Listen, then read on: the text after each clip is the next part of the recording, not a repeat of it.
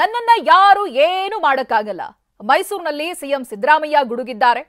ಎಲ್ಲಿವರೆಗೆ ನಿಮ್ಮ ಆಶೀರ್ವಾದ ಇರುತ್ತೆ ಅಲ್ಲಿವರೆಗೆ ನನ್ನ ಯಾರು ಏನೂ ಮಾಡಕ್ಕಾಗಲ್ಲ.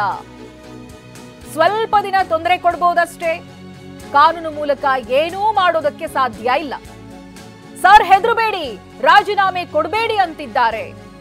ನನ್ನ ಭೇಟಿಯಾಗಿ ಎಷ್ಟೋ ಜನ ಹೀಗೆ ಹೇಳ್ತಿದ್ದಾರೆ. ನಾನು ಯಾರಿಗೂ ಹೆದರಲ್ಲ, ಜಗ್ಗಲ್ಲ, ಬಗ್ಗಲ್ಲ. ನನ್ನ ಆತ್ಮಸಾಕ್ಷಿಗೆ ಗೊತ್ತಿದೆ ನಾನು ಕ್ಲಿಯರ್ ಆಗಿದ್ದೇನೆ ಅಂತ ಸಿಎಂ ಹೇಳಿದ್ದಾರೆ. ಸಿಎಂ ಹೀಗೆ ಮಾತನಾಡ್ತಾ ಇದ್ದ ಹಾಗೆ ಹೌದು ಹುಲಿಯ ಅಂತ ಅಲ್ಲಿನ ಜನ ಹೇಳಿದ್ದಾರೆ. ಇಲ್ಲಿವರೆಗೆ ನಿಮ್ಮ ಆಶೀರ್ವಾದ ಇರ್ತದೆ, ಅಲ್ಲಿವರೆಗೆ ನನ್ನನ್ನ ಯಾರು ಕೂಡ ಏನು ಮಾಡಕ್ಕಾಗಲ್ಲ.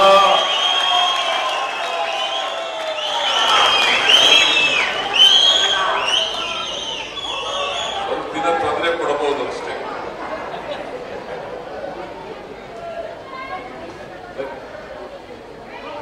ಕಾನೂನು ಪ್ರಕಾರ ತೊಂದರೆ ಕೊಡಕ್ ಸಾಧ್ಯ ಇಲ್ಲ. ರಾಜಕೀಯವಾಗಿ ತೊಂದರೆ ಕೊಡ, ಕಾನೂನು ಪ್ರಕಾರ ತೊಂದರೆ ಕೊಡಕ್ ಸಾಧ್ಯ ಇದೆ. ಅದರಿಂದ ನನಗೆ ಬಹಳ ಜನ ಬಂದು ಹೇಳ್ತಾ ಇರ್ತಾರೆ, ಸಾರ್ ಹೆದರಿಕೆ ಬಿಡಿ, ಸಾರ್ ಹೆದರಿಕೆ ಬಿಡಿ, ಸಾರ್ ವಿರೋಧ ಪಕ್ಷದವರು ರಾಜೀನಾಮೆ ಕೊಡಿ ಅಂತಾರೆ, ಕೊಡಬೇಡಿ ಅಂತ. ನಾನು ಯಾವುದಕ್ಕೂ ಬಗ್ಗವನೂ ಅಲ್ಲ, ಯಾವುದಕ್ಕೂ ಚೆಗ್ಗವನೂ ಅಲ್ಲ. ಎಲ್ಲ ನಮ್ಮ ಜೊತೆಗಿರುವಾಗ, ಇಡೀ ನಿಮ್ಮ ಆಶೀರ್ವಾದ ನಮ್ಮ ಜೊತೆ ಇರುವಾಗ ಎದುರ್ಕಳ ಪ್ರಶ್ನೆ ಇಲ್ಲ.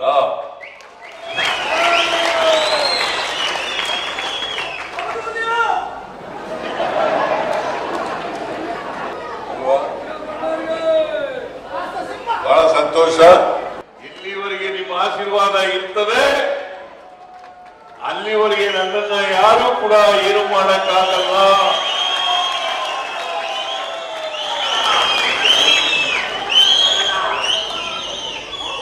ಸ್ವಲ್ಪ ದಿನ ತೊಂದರೆ ಕೊಡಬಹುದು ಅಷ್ಟೇ.